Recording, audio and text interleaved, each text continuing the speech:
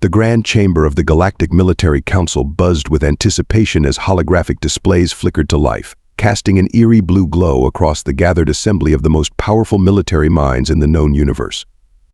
Admiral Nexus Brightclaw stood at the center of the circular platform, his silver-scaled skin reflecting the light as he gestured toward the projected image of a seemingly insignificant blue planet. "Ladies, gentlemen, and beings of all configurations," he announced, his mandibles clicking with barely contained amusement. "I present to you our next conquest, a backwater world called Earth." He paused for dramatic effect, watching as several council members stifled their laughter. Commander Lyra Starweaver, her luminescent tentacles rippling with mirth, raised one of her appendages. "Surely you jest, Admiral. That's the planet still using combustion engines for their ground transportation." The very same Brightclaw confirmed, his four eyes glinting with smug satisfaction. "Our latest intelligence suggests they've barely managed to establish a permanent base on their own moon." "Can you believe it? A moon base, how quaint." The chamber erupted in a chorus of chittering laughs and electronic buzzes of amusement. General Quantum Storm, a being of pure energy contained within a highly advanced mechanical suit, floated forward. "I recall they're still excited about something called smartphones. Weren't those obsolete in the rest of the galaxy about 3 centuries ago?" 4 centuries, corrected Brightclaw, prompting another wave of laughter. "But that's precisely why this is the perfect time to strike. Their primitive technology will make this the easiest conquest in the history of the Galactic Federation." High Marshal Aurora Pulse, her crystalline form shimmering with rainbow hues, projected her thoughts directly into the minds of the assembly. "What about their defensive capabilities, Admiral? Surely they must have something." Brightclaw pulled up another hologram, this one showing Earth's military assets. Their most advanced weapons still rely on chemical propellants and crude nuclear fission. Their ships, he gestured dismissively. "They float on water. Water. Like children's toys in a bathtub." The council members shared knowing looks and superior smirks. This was going to be easier than taking candy from a baby Zorblax, which incidentally had tentacles made of actual candy. "Our quantum shields can withstand forces thousands of times greater than their most powerful weapons," Brightclaw continued, practically preening. "Their radar systems are so basic, our stealth technology might as well be magic to them. We could probably conquer them with a single battle cruiser, but protocol demands we send a proper invasion force." "Why even bother with a full invasion force?" asked Commander Starweaver, her tentacles now braiding themselves in amusement. "We could probably take over their planet with a few well-placed advertising satellites. Have you seen their entertainment programs? They'd probably welcome us as celebrities." As the laughter died down, Admiral Brightclaw activated his final presentation slide. "The invasion plan is simple. We'll position our fleet just beyond their moon's orbit, completely invisible to their primitive detection systems. Then we'll launch a small reconnaissance team to gather final intelligence before we begin the main assault. I estimate total conquest will take approximately 3 standard galactic hours." 3 hours. General Storm's energy form flickered with surprise. "Aren't you being a bit generous with that timeline, Admiral?" "Well," Brightclaw admitted, "I'm including time for lunch and the victory parade." The chamber filled with more laughter as the council members began discussing which of their favorite restaurants they should order from during the invasion. No one noticed the small blinking light on one of the monitoring stations, indicating an unusual energy signature emanating from the target planet. Admiral Brightclaw raised his ceremonial staff, its ancient technology humming with power that would make Earth's most advanced computers look like abacuses. "The invasion fleet will depart at dawn. Soon we'll add another primitive world to our glorious Federation. And who knows, maybe we'll even teach them how to make proper interstellar coffee. I hear they still drink theirs hot."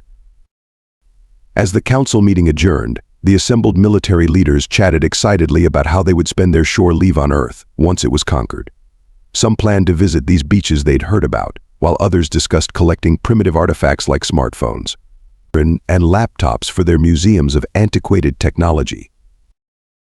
None of them suspected that their next few hours would completely redefine their understanding of the universe and of humanity. Captain Nova Sparkdancer stood on the bridge of the reconnaissance vessel, Inevitable Victory, watching Earth grow larger in the main viewport. Her ship, despite being one of the smallest in the invasion fleet, was still larger than any spacecraft humans had ever built, or so she thought. Status report, she commanded, her bioluminescent spots pulsing with anticipation. Lieutenant Ray Quicksilver, his chrome-plated exoskeleton gleaming under the bridge lights, responded from his station. "We're approaching the dark side of their moon, Captain. Their primitive sensors haven't detected us." Not surprising, considering they're probably still using radio waves. He snickered, his mechanical joints whirring with the movement. "Excellent. Prepare to launch our stealth probes. And someone please turn off that annoying alert about the energy signatures. It's probably just interference from their primitive nuclear power plants," Nova ordered, settling into her gravity-defying command chair.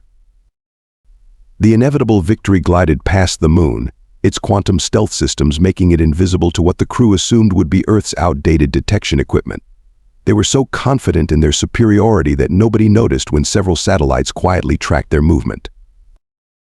Captain called out Security Officer Aaron Blazewind, his holographic form flickering with concern.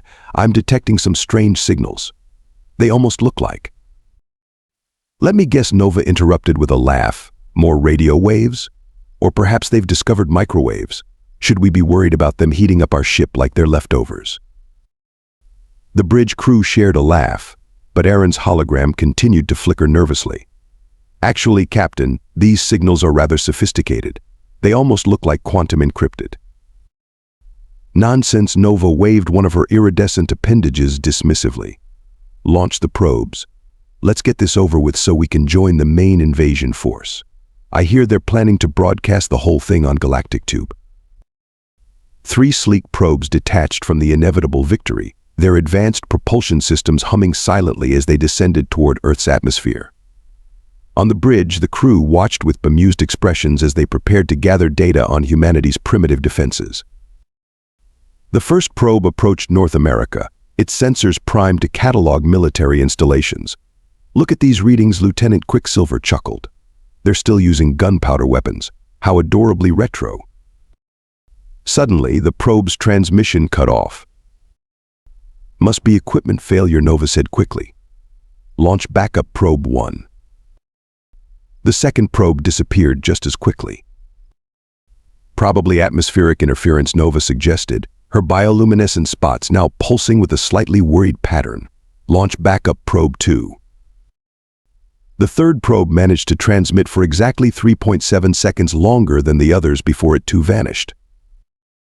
Captain Aaron's holographic form was now pulsing with urgent red lights. "I'm detecting multiple launches from the surface. They appear to be—" "Well, this can't be right." What Nova demanded, her confidence beginning to crack. "They appear to be quantum-tipped, AI-guided, hyperspace-capable interceptor missiles." "That's impossible. They're still arguing about whether Pluto is a planet." The bridge erupted into chaos as warning signals blared. The supposedly primitive Earth had not only detected their stealth ship but had surrounded it with a network of advanced weapon platforms that seemed to materialize out of nowhere. Captain Aaron reported, his hologram now a bright alarming red. "We're being hailed. In perfect galactic standard." A human face appeared on the main screen, wearing what appeared to be a uniform adorned with 5 stars. The human smiled pleasantly. "Welcome to Earth. I see you've met our automated defense network. Impressive, isn't it? We find that letting potential invaders underestimate us saves a lot of time and paperwork." Nova's mouth opened and closed several times before she could form words. But, your ground vehicles still run on fossil fuels." The human general laughed. "Oh, that? We keep those around for nostalgia, and to maintain our reputation as a primitive species. You'd be surprised how many alien civilizations have fallen for it. Would you like to see our actual military capabilities, or would you prefer to leave peacefully?" "You can't possibly." Nova began, but stopped as her sensors detected multiple vessels decloaking around her ship. Each one made the inevitable Victory look like a toy in comparison. "Those are some nice quantum shields you have," the general continued conversationally. "We developed something similar about 50 years ago. Found them a bit outdated, though. Have you considered using dimensional phase barriers instead? Much more energy efficient." Lieutenant Quicksilver's chrome-plated jaw literally fell off. "Oh, and that quantum stealth technology you're so proud of," the general added. "We use something similar in our children's hide-and-seek games. Keeps the little ones entertained." Nova slumped in her gravity-defying chair, which chose that moment to suffer a power failure, unceremoniously dropping her to the deck. We'll leave peacefully." "Wonderful choice," the general beamed. "And please inform Admiral Brightclaw that if he's still interested in that invasion, we'll be happy to demonstrate our actual military capabilities. Though I should warn you, the last civilization that tried ended up going back to using stone tools, voluntarily." As the inevitable victory retreated at maximum speed, Nova couldn't help but notice that her ship's quantum engines suddenly seemed embarrassingly slow compared to Earth's defense fleet. The last thing she heard before jumping to hyperspace was the general's cheerful voice.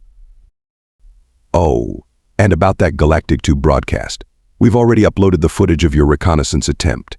It's trending under hashtag Primitive Earth Strikes Again." Admiral Nexus Brightclaw paced the emergency council chamber, his silver scales now a sickly pale shade. The holographic displays showed the inevitable victory's retreat on endless loop, while Captain Nova Sparkdancer's report echoed in everyone's minds. "This cannot be happening," Commander Lyra Starweaver whispered, her tentacles tied in anxious knots. "Their most advanced facility was supposed to be something called NASA." About that, General Quantum Storm's energy form flickered nervously as he pulled up new intelligence reports. "We just discovered NASA was a decoy.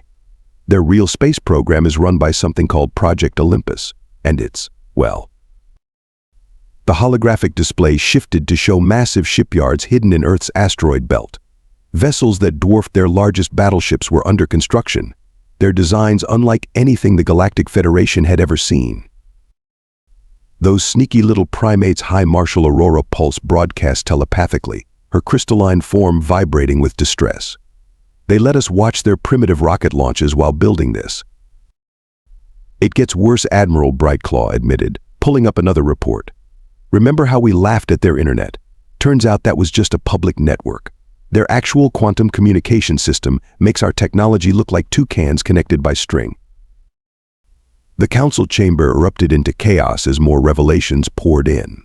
Lieutenant Ray Quicksilver, still missing his chrome-plated jaw, transmitted a detailed analysis of Earth's defensive capabilities. "Their orbital defense grid," he reported, "isn't just advanced, it's generations ahead of our best technology. Those satellites we detected, they're not just weapons platforms. They're dimensional anchors capable of preventing unauthorized hyperspace jumps anywhere in their solar system." But how, Commander Starweaver demanded, her tentacles now stress-eating from a bowl of quantum snacks. "They still use paper money." Actually, a new voice interrupted as a hologram materialized in the center of the chamber. It was the same human general who had confronted the inevitable victory. "We keep the paper money around because it looks nice in museums.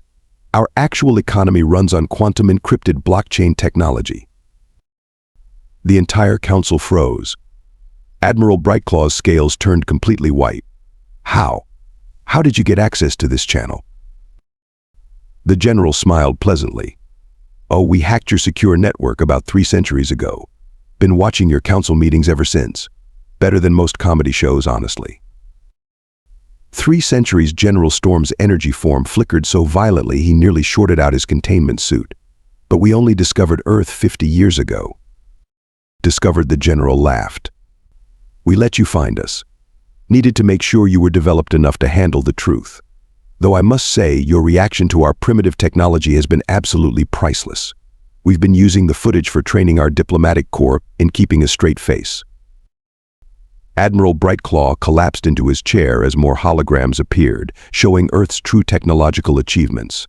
Their quantum physics research facilities made the Federation's best labs look like primary school science projects. Their military training centers used simulations so advanced they could accurately predict the outcome of battles before they even began. "Those smartphones you mocked," the general continued, clearly enjoying himself. "They're actually quantum supercomputers we deliberately underpowered. The real ones are in our watches. And yes, we still wear watches. They're fashionable." "The watership's," Commander Starweaver suddenly exclaimed. At least those are primitive, right? You mean our ocean-going vessels? The general's smile widened. Would you like to see what they do when they're not playing pretend? The hologram shifted to show an aircraft carrier transforming into a massive anti-gravity battleship, its hull bristling with weapons that made the Council's military experts whimper. That's not possible, Admiral Brightclaw whispered. The energy requirements alone. Oh, right. About your energy concerns, the general interrupted. Those nuclear power plants you detected? Clever props. We've been running on zero-point energy for the past century. Clean, efficient, and great for the environment. Marshal Aurora Pulse's crystalline form began to crack under stress. Why? Why maintain this deception? Honestly, it's fantastic for galactic relations. When potential allies underestimate us, they show their true colors. And potential enemies, the general gestured at the panicking council. Well, you're demonstrating that beautifully right now. Admiral Brightclaw finally found his voice. What do you want from us? Want? Nothing really. We're quite content letting the galaxy think we're just that quirky primitive species with interesting music and excellent coffee. Speaking of coffee, those jokes about us drinking it hot? We actually developed cold fusion in our coffee machines. The heat is just for taste.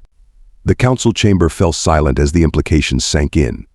Earth wasn't just advanced, they were so far ahead they had turned technological superiority into a form of entertainment. Oh, and Admiral, the general added as an afterthought.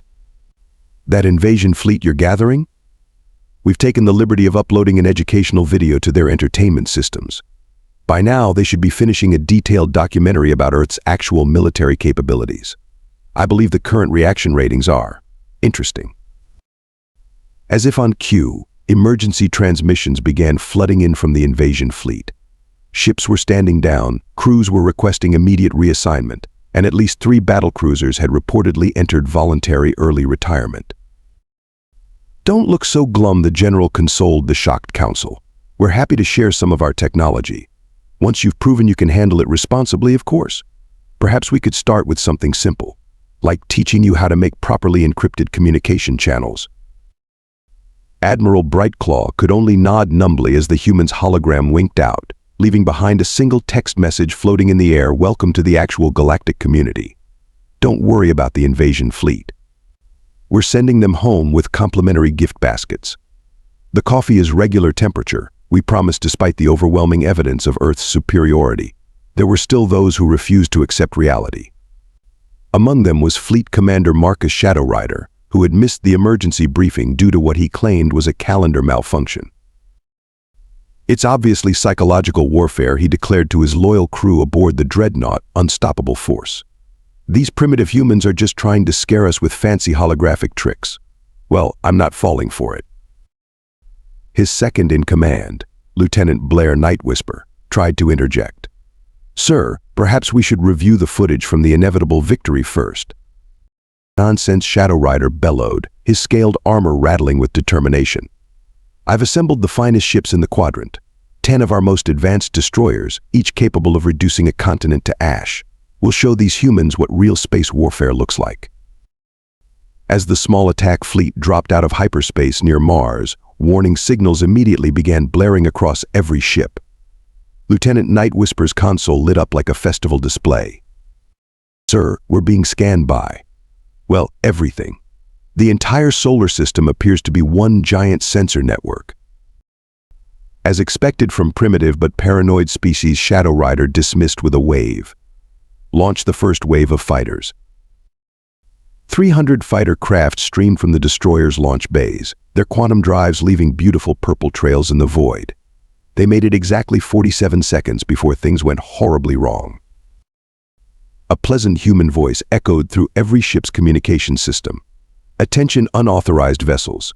You have entered restricted space. We've detected your weapons are armed. Would you prefer the standard defense response, or should we get creative? Shadow Rider stood from his command throne, mandibles clicking in anger. Creative? I'll show you creative. All fighters, attack pattern Delta. Show these primitives what real technology can do. Standard response it is then, the human voice replied, sounding almost disappointed.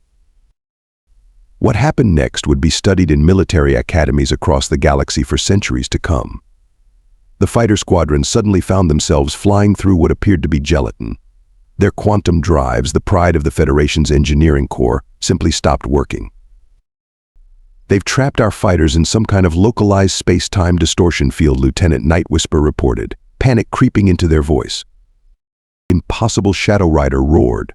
"Launch the second wave, and fire the main quantum cannons." The destroyer's main weapons powered up, their energy readings climbing to planet-cracking levels. Just before they fired, every ship's artificial gravity reversed. Crews found themselves stuck to their ceilings, weapon systems refused to respond, and the coffee machines started serving tea instead. "Warning shots have been fired," the human voice announced cheerfully. "Though I suppose you couldn't see them, since they were fifth-dimensional projectiles. Don't worry, they'll only cause temporary dimensional hiccups. Your ships should stop randomly switching between parallel universes in about an hour." True to the human's word, several destroyers began flickering in and out of existence. One briefly appeared inside out before snapping back to normal, its crew looking rather green around their various appendages. "This is impossible," Shadow Rider screamed, now floating near his cabin's ceiling. "Our shields are based on quantum uncertainty principles. Nothing can penetrate them." "Oh, those cute little quantum shields," the human replied. "We use similar technology in our children's bubble blowers. Would you like to see what our actual military equipment can do?" Before Shadow Rider could respond, a small vessel appeared next to his mighty dreadnought.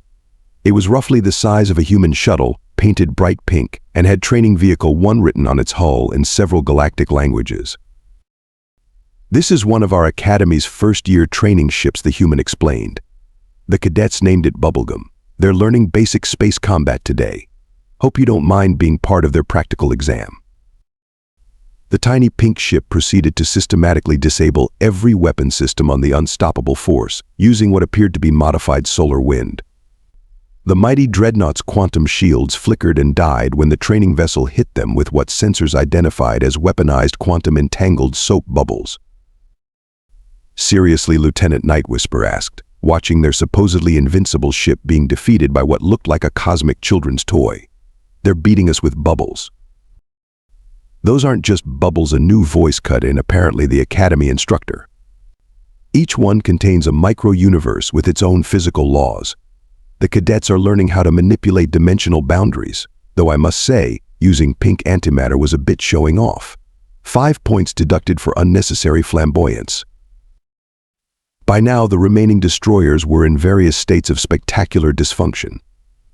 One had its entire crew speaking in reverse, another had transformed into a giant space-faring rubber duck, and a third was broadcasting every embarrassing message from its commander's personal communication history.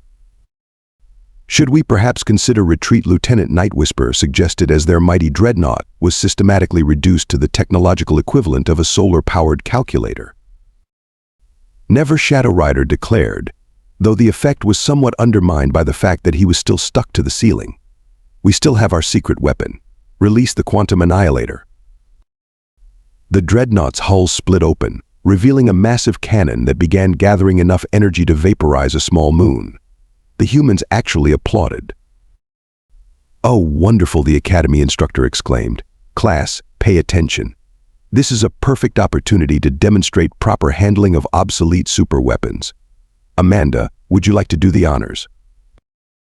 A young human cadet's voice came over the comm. "Yes, instructor. Initiating containing field using standard protocol 3, redirecting weapon energy through passive 11-dimensional filter matrix."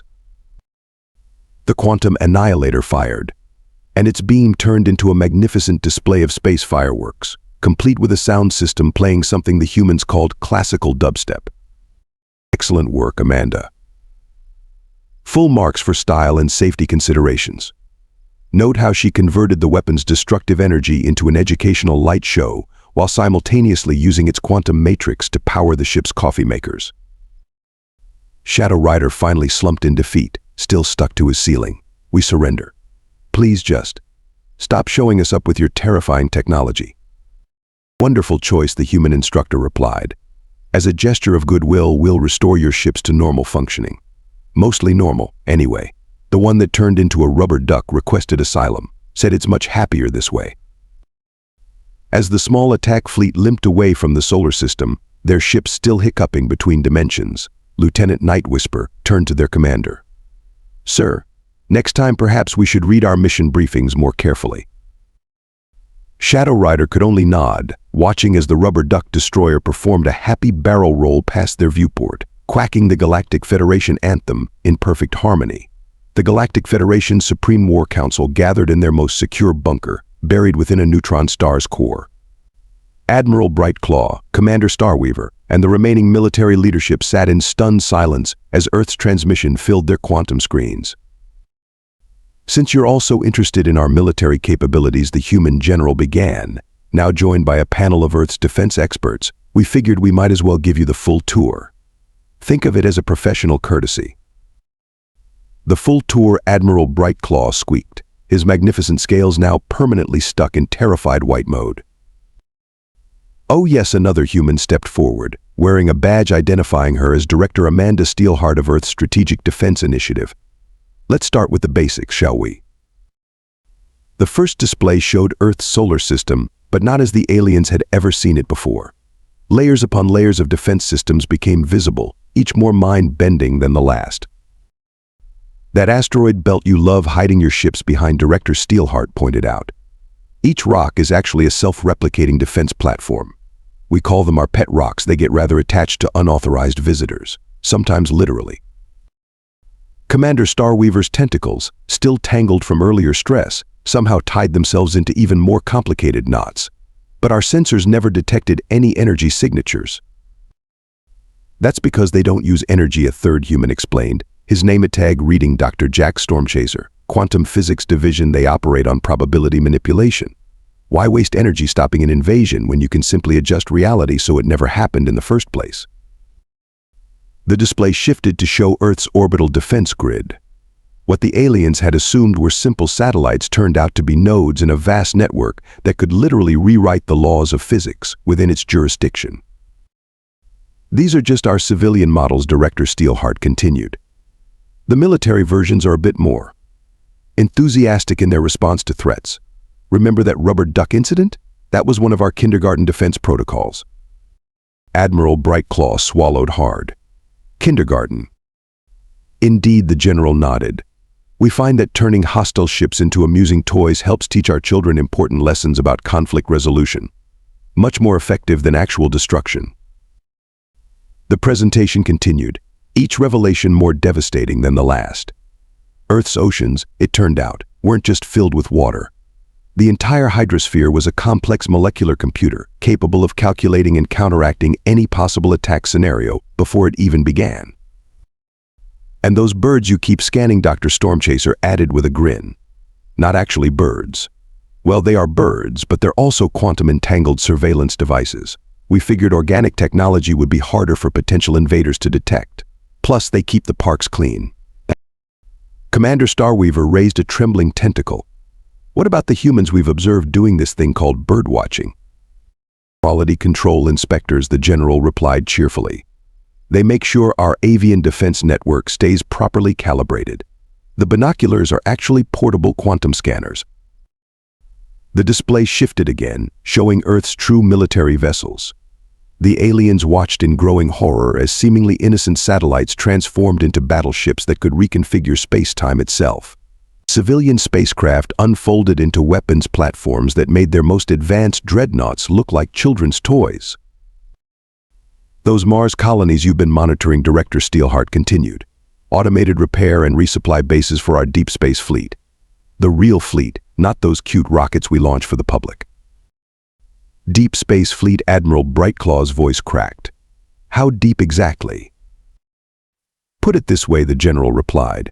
"Those mysterious signals your scientists have been detecting from other galaxies. Not actually natural phenomena, just our patrol boats checking in." The War Council chamber fell into absolute silence, broken only by the sound of Lieutenant Quicksilver's replacement jaw hitting the floor again. "But why show us all this now?" Commander Starweaver finally asked. Honestly, Director Steelheart shrugged. "We're tired of maintaining the pretense. Do you know how hard it is to keep using outdated technology just to maintain our cover? Our baristas are especially frustrated. They have to manually heat coffee when they could be using miniature stars. Besides, Dr. Stormchaser added, your recent invasion attempts, while amusing, have been disrupting our actual military training exercises. Do you know how hard it is to teach cadets proper dimensional warfare techniques when we keep having to pretend our technology is less advanced? The display changed one final time, showing the true extent of Earth's influence across the galaxy. Hidden outposts, cloaked fleets, and entire defensive networks that had been operating right under the Federation's collective noses for centuries. So, the General concluded, we're hoping this demonstration will convince you to reconsider your invasion plans. We're happy to maintain peaceful relations, exchange technology when you're ready for it, and maybe even teach you how to make proper coffee, though that last one might take a few centuries. Admiral Brightclaw looked around the War Council chamber, meeting the shocked eyes of his fellow leaders. I believe he said carefully that we should seriously consider upgrading our cultural exchange programs with Earth. Excellent choice, Director Steelheart beamed. And as a show of good faith, we'll even help you relocate this bunker to a more stable neutron star.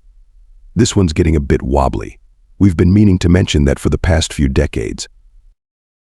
The aliens looked up in horror at their supposedly secret bunker ceiling, suddenly very aware that humans had known their location all along.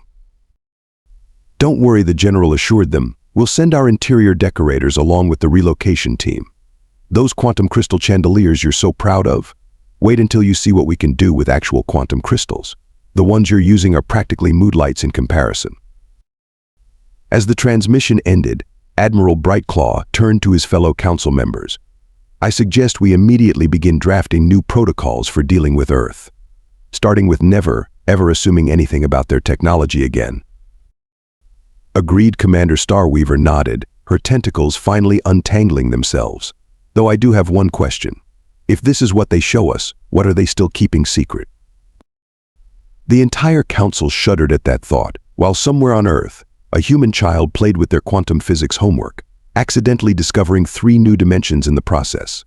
The Grand Assembly Hall of the Galactic Federation had never been so quiet. Representatives from thousands of worlds watched as Earth's diplomatic delegation materialized on the central platform, not through traditional teleportation, but by simply walking through what appeared to be a fold in reality itself. Admiral Brightclaw, now sporting stress-induced rainbow scales, stepped forward to greet them. Most honored representatives of Earth, we welcome you to. Oh, we've been here before, Ambassador Rebecca Thunderheart smiled, brushing some interdimensional dust off her shoulder. Lovely renovations, by the way. The quantum chandelier in the East Wing is particularly nice, though it's tilted 3 nanodegrees to the left. You've been here before, Commander Starweaver asked, her tentacles nervously straightening the mentioned chandelier. Of course. Where did you think your cleaning staff got the idea for self-organizing quantum dust? We had to test it somewhere before implementing it on Earth. The assembled aliens shifted uncomfortably in their seats, suddenly very aware that their most advanced technological achievements might have been subtle human experiments all along. Now then, Ambassador Thunderheart continued, pulling out what looked like an ancient paper notebook, but was probably capable of calculating the meaning of life. Let's discuss these peace terms. General Quantum Storm, still traumatized from the rubber duck incident, raised his energy form. We accept whatever terms you offer. Without even hearing them first, Ambassador Thunderheart raised an eyebrow. My goodness, what have our military folks been doing to you? Nothing, Admiral Brightclaw said quickly. Just some very educational demonstrations involving soap bubbles and birds. Ah, the kindergarten defense protocols, the ambassador nodded. Well, our terms are quite simple, really. First, we'd like you to stop trying to invade us.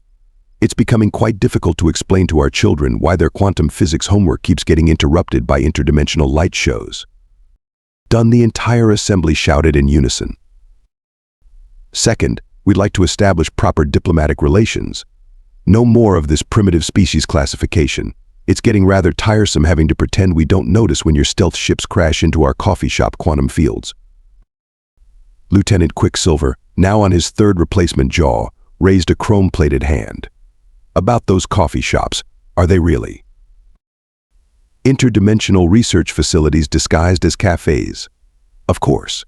How else do you think we perfected faster than light travel? The baristas got tired of coffee getting cold during delivery to our Mars colonies. The assembly hall erupted in murmurs as thousands of aliens suddenly remembered every dismissive comment they'd ever made about human coffee shops. Finally, Ambassador Thunderheart concluded, "We'd like to establish a technology exchange program. A real one this time, not just us secretly fixing your equipment when you're not looking." "You've been fixing our equipment," High Marshal Aurora Pulse asked, her crystalline form vibrating with surprise. "Well, someone had to patch that awkward security hole in your quantum communication network.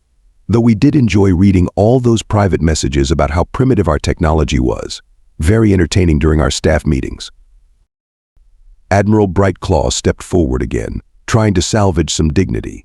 "These terms are most generous, but surely you want something more. Resources? Territory? Ancient alien artifacts?" "Ancient artifacts," Ambassador Thunderheart laughed. "You mean those quantum processors you found in that abandoned sector? We left those there during our archaeological preservation phase. Thought they might make nice museum pieces someday." The entire assembly fell silent again as the implications sank in. Earth wasn't just technologically superior, they were so advanced they treated the Federation's greatest discoveries as historical curiosities. "All we really want," the ambassador continued, "is to stop pretending. Do you know how hard it is to maintain a planetary civilization-wide act? Just last week, one of our quantum physicists nearly had a breakdown because they had to pretend not to notice a cloaked alien observation post during their morning jog." "We accept all terms," Admiral Brightclaw declared, not even bothering to consult the assembly. Nobody objected. "Wonderful," Ambassador Thunderheart beamed. "Now, who's ready for some real Earth coffee? And by real, I mean the kind that doesn't just manipulate quantum states, but actually makes them taste better." As the peace treaty was signed using what looked like ordinary pens but probably contained entire universes, Earth's delegation began sharing stories about all the times they'd secretly helped the Federation. The alien representatives listened with a mixture of embarrassment and awe as they learned how their greatest technological breakthroughs had often been subtle nudges from their supposedly primitive neighbors. By the way, Ambassador Thunderheart mentioned casually as the ceremony concluded, "That rubber duck destroyer? It's applied for citizenship, says it wants to become a performance artist.